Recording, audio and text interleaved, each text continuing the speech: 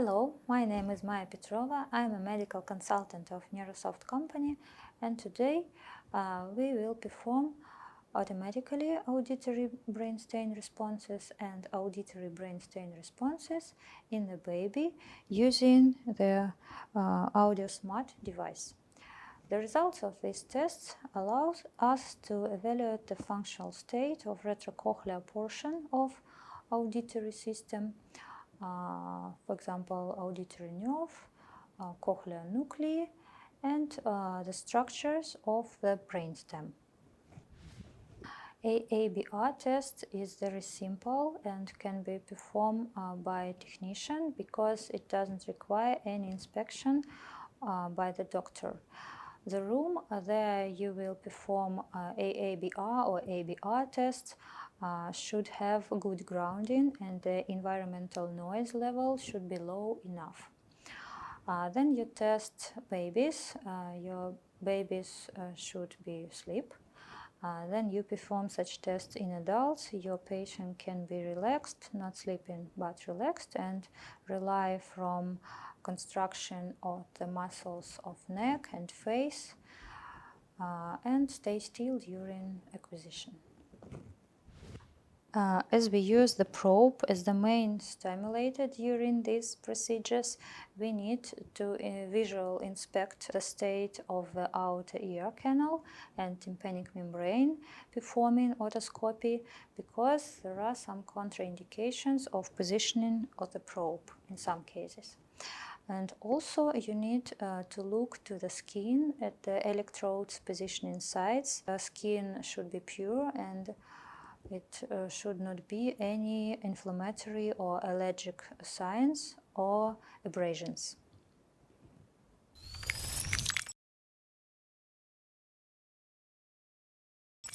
And mostly we will use the single-use hydrogel electrodes. Before the positioning of such type electrode, we need to prepare the skin properly. Firstly, in the adults, we use spiritus napkins to degrease the skin. In the babies, we can use only abrasive paste and not spiritus. Using the abrasive paste is useful to decrease the electrode impedance, so we need to gently rub the skin till a slightly redness, and after that we can position the electrodes. We can use single-use hydrogel electrodes, or also we can use cup electrodes. Before positioning cups electrodes, we need to fill in the cup with the adhesive paste. After we will position our electrodes on the skin, we will connect it with the alligator connectors cables. The cables must be twitched around to minimize the influence of the electromagnetic noise. After that, we connect our electrodes with the cables to the special electrode adapter, which has color indication. When we use the probe as a stimulator, we need to choose the proper size and form of the probe tip and put it tightly on the probe. In some cases, for example, when we need to deliver the stimulus of the high intensity, then it can be delivered using the probe. We can also use different types of stimulators, for example, headphones, TDH39, or inserts earphones. In such cases, we need to connect it to the Audio Smart using a special adapter.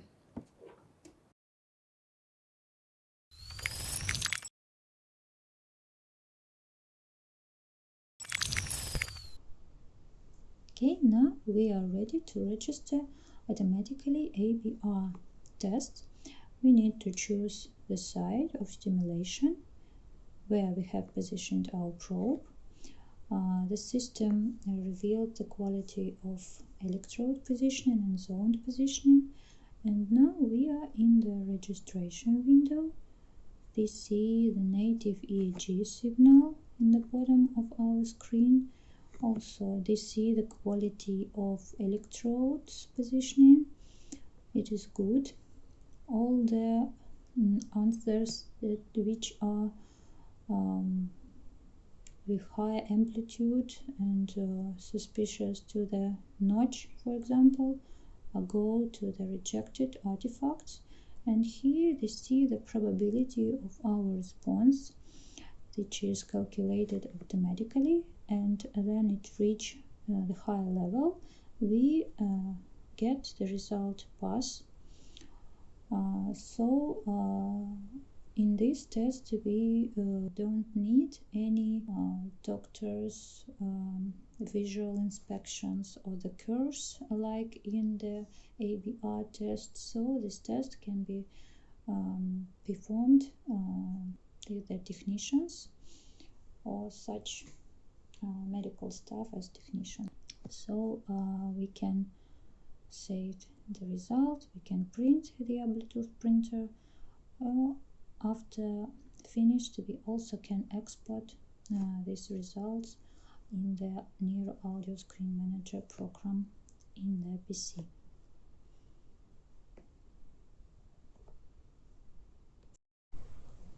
Now we are ready to perform ABR test. We have positioned our electrodes, and after our child became asleep, we have positioned the probe. So we choose the proper site of stimulation.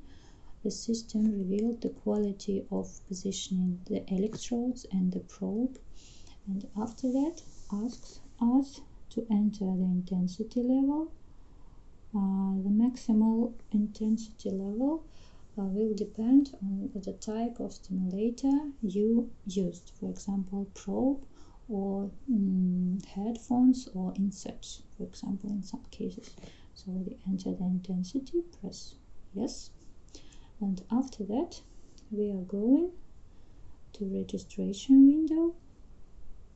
They see the morphology of curve with some peaks, and also they see some graphs with the progress level out of 2000 stimulus and the noise level graph. You need to see how high is the residual noise level. It's ideal then it will be not less than 40 nanovolts like here, and here you see the FSP number. The higher it, the better your situation is. It should be higher than 3.1. So to see the curve is stable enough, and we see some peaks, and we need to check if it is reproducible. Then we will register the second curve on this intensity. And so we go for the second curve registration on the same intensity to see the reproducibility. To see that our conditions are changing a little bit, so the residual noise level become a little higher. It's not good, but we see that the peak, the main peak that is suspicious on the fifth peak, is positioned on the same place, and also the third peak also on the same place. So the curve is reproducible, and we get the response, but not a notch, for example. See the good response on the 5 peak, and we can position our marker. We can change the amplitude for better visualization, and we can put the markers, the marker of the 5th peak, and see the latency below here. we can perform registration on the lower intensity, for example on the 45 decibels, going to the threshold level. Let's start the registration.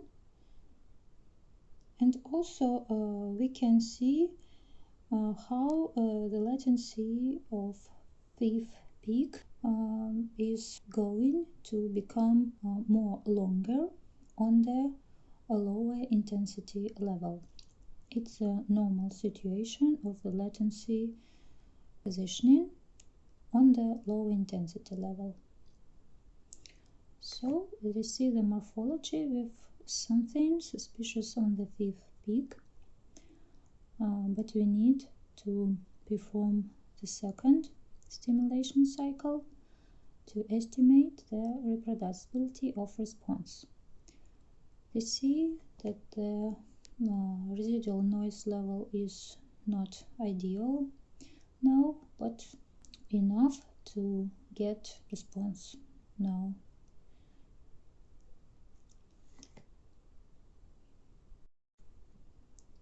And now we need to register the second curve on the same intensity level to estimate the reproducibility of response. We see that the fifth peak is positioning on the same place, and we are waiting to finish the registration if we need. If we need to finish the registration before this time, we can push here if the morphology is good enough and the reproducibility is good. So after that we can position our marker and see the latency below here now, and we can go to a lower intensity if we need. Let's try to register the response on the 30 decibels on the threshold level. In some cases we won't see any morphology of peak, but we can see the decreasing of trend of the curve on the place of 5 peak.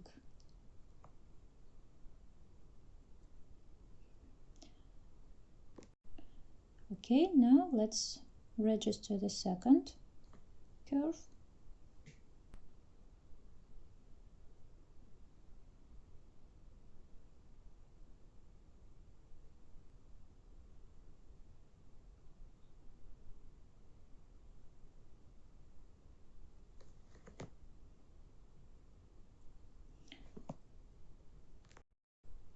So we can see in some cases like this, we don't see the good reproducibility, and in some cases we need to register one more curve, for example. So we press the same intensity and the program asks us to delete one of the previously registered traces. So let's try to delete the first trace, for example, and after that the program will start the stimulation once again, and we try to register another curve to estimate the quality of reproducibility of our responses in such level of intensity of stimulation. So we see the conditions are good enough, the residual noise level is low enough, and the reproducibility number of FSP is high enough, and to see that the main trends are reproducible. So our peak is not a peak, but the decreasing of the main trend of the curve. Now it can be on the nearly threshold intensities. So the quality is better in this case, and they can position the marker here using sensory monitor and see the latency. Also, we can check latencies here in the table, and you see the latency become longer then we make the intensity level lower. It is normal. We go to the traces window. We can save the results if we don't need to register anything else. We can print via Bluetooth printer, and also we can export the results on the PC to the Neural Audio Screen Manager program.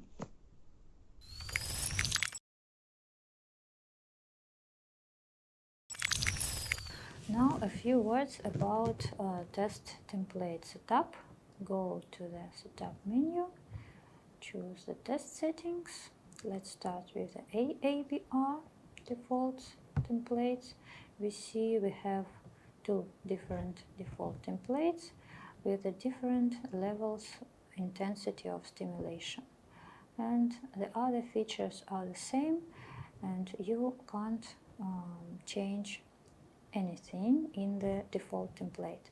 But if you want to change something, you should create a new one template, and after that you can change, for example, some parameters, maybe stimulus if you want, click for example, or electrode scheme. It's actual for the little babies. Also you can push here. Then you want to watch to the native curves to estimate the quality of signal during the acquisition. Let's go to the ABR settings. You see we have one default templates. Also you see all the parameters, but you can't change it. If you want to change something, create the new one, and in such cases you can change, for example, the type of stimulator, stimulus type, stimulus count, and so on. Also you can choose different types of averaging and stimulation frequency. After you finished setup, go to the main menu. Today we have watched how to perform AABR and ABR tests in a baby. I hope this video was useful for you. Thank you for your attention.